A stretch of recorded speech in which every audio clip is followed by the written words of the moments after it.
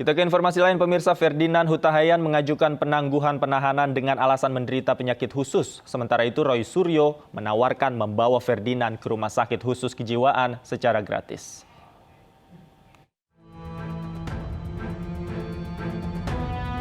Pengajuan penangguhan penahanan tersangka ujaran kebencian Ferdinand Huta Heian mendapat respon dari mantan Menpora Roy Suryo.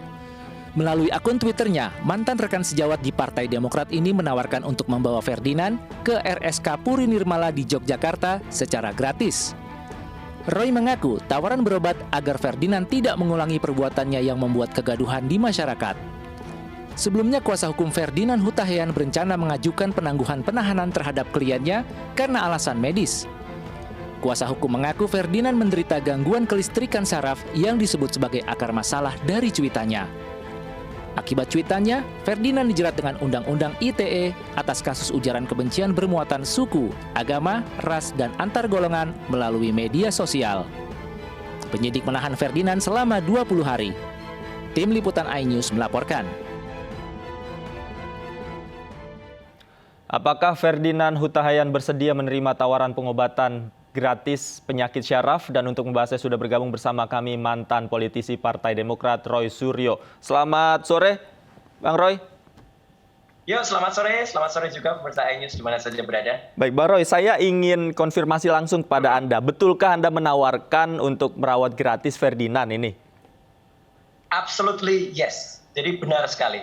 Kebetulan saya simpati kepada mantan rekan saya di salah satu partai dulu ya, dan kebetulan memang saya memiliki yayasan itu mengelola sebuah rumah sakit khusus syaraf dan jiwa, yaitu di Yogyakarta. Rumah sakit ini sudah cukup lama. Ini didirikan oleh Profesor Dr. KPH Suyono Prayogo Hadikusumo beberapa tahun yang lalu, sejak tahun 73. Dan memang kalau orang dengan gejala-gejala neuroleptik ya, ini saya tidak asal bicara ya. Kebetulan saya dulu sering membantu almarhum ayah itu kalau membantu membuat presentasi untuk penderita gangguan jiwa, yaitu neuron itu adalah syaraf-syaraf di otaknya itu agak terganggu. Nah, itu memang merupakan salah satu sebab gejala penyakit jiwa.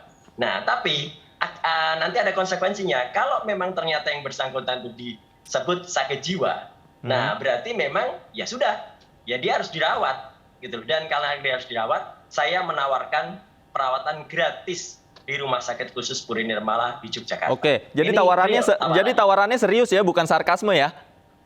Bukan, tawaran serius. Karena saya memang memiliki rumah sakit, kecuali saya nggak punya rumah sakit.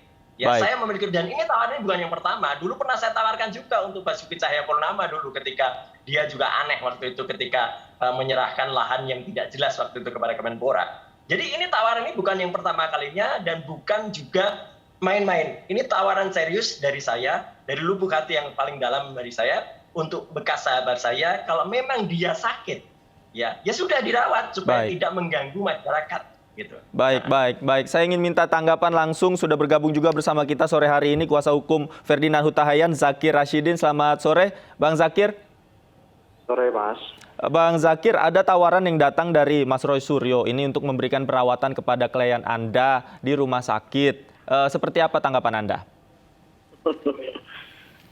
Ya, kalau saya sih tidak mau memberikan tanggapan ya, karena tidak substansi ya, itu di luar pokok perkara ya, di luar pokok permasalahan hukum. Jadi ya seperti itu tadi. Jadi saya tidak mau tanggapi karena saya anggap itu tidak substansi ya. Di Tapi Anda betul ingin mengajukan permohonan penangguhan penahanan? Ya, rencananya seperti itu, sedang diproses. Apa kemudian yang menjadi alasan Anda mengajukan itu? Bagaimana? Apa alasan Anda mengajukan penangguhan penahanan? Apa yang menjadi pertimbangan? Ya, karena memang klien kami ini butuh yang pertama itu di luar ya, karena posisi sebagai tulang punggung keluarga, jadi dia dibutuhkan, kira-kira seperti itu. Alasannya itu saja, hanya karena klien Anda tulang punggung keluarga. Kalau tidak salah kemarin juga kami mendengar statement bahwa yang bersangkutan juga sedang sakit begitu. Oh iya, tapi kan sekarang tidak. Kalau diizinkan, kalau kami boleh tahu sebenarnya klien Anda sakit apa? Pak Zakir, sehingga memang harus mengajukan permohonan penangguhan penahanan? Kalau soal itu saya nggak bisa jelasin, Mas, karena itu sudah masuk ke ranah materi penyidikan ya. Jadi hal-hal yang sifatnya materi kan memang bersifat rahasia, jadi kita tidak bisa memaparkan gitu, Mas. Oke, baik. Nanti kita lanjutkan. Saya ingin kembali ke Mas Roy Suryo. Mas Roy, dari tentu alasan Anda menawarkan perawatan ini tidak lahir dari ruang-ruang kosong. Tentu Anda memiliki pertimbangan sendiri. Kemudian apa yang menjadi alasan sebenarnya Anda untuk menawarkan perawatan kepada Ferdinand? Apa yang Anda lihat yang dialami oleh Ferdinand? Yang pertama, kebetulan saya juga punya latar belakang medik ya. Saya magister kesehatan. Ya, dan artinya saya tidak mau alasan kesehatan itu dijadikan alasan bagi seseorang untuk menghindari hukum. Ya, gitu. Jadi artinya kalau memang dia sehat, ya jalani hukum. Tapi kalau memang sakit, ya saya tawarkan. Jadi pilihannya kan jelas kan gitu. Saya nawarkan dengan lubuk hati saya yang paling dalam. Dan kebetulan daripada dia bayar rumah sakit, ya kebetulan saya punya rumah sakit khusus neurologi. Jadi rumah sakit neurologi dan psikiatri itu di Yogyakarta, namanya Rumah Sakit Khusus Puri Nirmala. Ya, ini Puri Nirmala ya, bukan pakem. Jadi kalau pakem kan sudah penderita yang lewat. Ini untuk gangguan jiwa ringan. Ya, misalnya orang yang neurologiknya terganggu, neuronnya terganggu, sampai ke ayan dan lain sebagainya. Jadi supaya tidak mengganggu, supaya dia tidak kemudian tiba-tiba mengaku melakukan tweet tanpa sadar dan sebagainya. Ini kan membuat gaduh. Gitu loh. Jadi daripada membuat gaduh, demi baiknya masyarakat, saya tawarkan kalau memang sehat, jalani hukum. Ya, kalau memang sehat. Dan ayo kita kawal sebaik-baik. Tapi kalau memang sakit, ya kasihan orang sakit kok dihukum. Tapi kalau orang sakit, ya masuk rumah sakit. Sakitnya apa? Sakit jiwa. Ya masuk rumah sakit jiwa. Itu clear tawaran saya. Oke. Saya kembali ke Bang Zakir. Bang Zakir, sebelumnya juga klien Anda sempat mengatakan bahwa sedang mengalami down begitu, kemudian sedang sakit, terjadi pergulatan antara pikiran dan hati. Ini sebenarnya menjadi salah satu indikasi yang dibaca oleh Mas Roy tadi sehingga menawarkan perawatan kepada klien Anda. Bang Zakir. Halo? Ya, Bang Zakir. Putus-putus, Mas. Baik, Bang Zakir, sebelumnya kan klien Anda mengatakan bahwa tweet tersebut dicuitkan karena terjadi pergulatan antara pikiran dan juga hatinya. Kemudian ada masalah tentang penyakit yang sempat diutarakan klien Anda. Ini yang dibaca oleh Mas Roy tadi sehingga menawarkan perawatan kepada klien Anda. Tadi ditawarin, tapi cukup bisa masuk enggak? Bang Zakir, halo, Anda masih bersama saya, Bang Zakir? Sayang sekali terputus. Baik, saya kembali ke Mas Roy sambil kita coba perbaiki sambungan audio kita kembali dengan Bang Zakir. Mas Roy, sebelumnya kan kita ketahui bersama Ferdinand Hutahian ini mencuit dengan alasan bahwa terjadi pergulatan pikiran dan hati. Tidakkah ini juga Anda lihat sebagai penyakit yang dijadikan dalam tanda kutip suatu alasan untuk menghindari hukum seperti yang tadi Anda katakan, Bang Roy? Ya, yang pertama, kalau selaku pengamat telematika, saya mengatakan orang yang mengalami pergulatan pikiran dan perkataan, ya itu pikiran dan pikiran, itu tidak mungkin dia men-tweet. Kalau dia begitu ya mungkin dia dalam bahasa psikolog ya, ini bukan psikiater tapi psikolog, dia mungkin pengen katarsis. Seorang yang pengen katarsis itu biasanya menulis dalam kertas, kemudian kertasnya itu dicoret-coret, kemudian dibakar atau dibuang. Itu dia sudah cukup meluapkan. Masalahnya, dia menulis di Twitter. Follower dia itu 145.000.